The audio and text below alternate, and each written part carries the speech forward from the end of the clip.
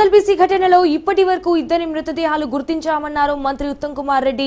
SLBC పనులు పూర్తి చేసేందుకే ప్రభుత్వం కట్టుబడి ఉందన్నారు ఆయన. అలాగే ప్రాణహిత చెవెళ్ల ప్రాజెక్టు కట్టుబడి ఉన్నామన్నారు. తమ్మడి హట్టి వద్ద ప్రాజెక్టు పనులు త్వరలో ప్రారంభిస్తామన్నారు ఉత్తమ్. కాళేశ్వరం డీపీఆర్ కు నిర్మాణానికి తేడా ఉందన్న మంత్రి ఈ విషయంలో ఎన్డీఎస్ఏ రిపోర్ట్ కోసం చూస్తున్నామన్నారు. కేంద్ర జలశక్తి మంత్రి పాటిల్ను కలిసి ఎన్డీఎస్ఏ రిపోర్ట్ ఇవ్వాలని కూడా కోరామన్నారు. అలాగే కాళేశ్వరంపై జ్యుడిషియల్ విచారణ జరుగుతోందని ఉత్తమ్ వెల్లడించారు. SLBC tunnel very unfortunate, very sad accident.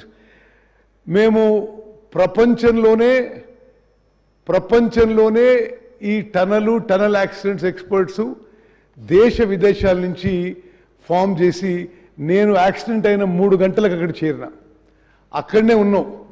మరి రెస్క్యూ అండ్ రిలీఫ్ ఆపరేషన్స్ కూడా రిలెంటెస్గా మానిటర్ చేస్తున్నాం.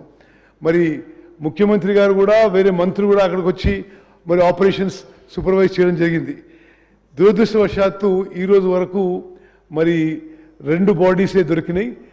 The rescue and relief operations are on going.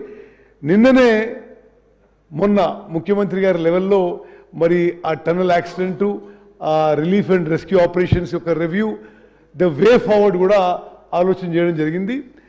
మరి మేము స్పష్టంగా స్పీకర్ సార్ మీ ద్వారా యావత్ తెలంగాణ ప్రజలకు తెలియజేస్తున్నాం, ఇది మాకు టెంపరరీ సెట్ బ్యాక్ మాత్రమే. ఎస్ఎల్బీసీ టనలు పనులు పూర్తి చేయడానికి మా ప్రభుత్వం కట్టుబడుని చెప్పి నేను మీకు మనవి చేస్తున్నాను. అదేవిధంగా ప్రాణాలు కోల్పోయిన వాళ్ళకి ప్రతి ఒక్కరికి ప్రభుత్వం నుంచి 25 లక్షల రూపాయలు మేము ఎక్స్గ్రేషియా కూడా ఇస్తున్న విషయం నేను మనవి చేస్తాను. ప్రాణహిత చేవెళ్ల ప్రాజెక్ట్ గురించి మీరు మాట్లాడారు. ప్రాణహిత చేవెళ్ల ప్రాజెక్టు మా మేనిఫెస్టోలో ఉంది. వీఆర్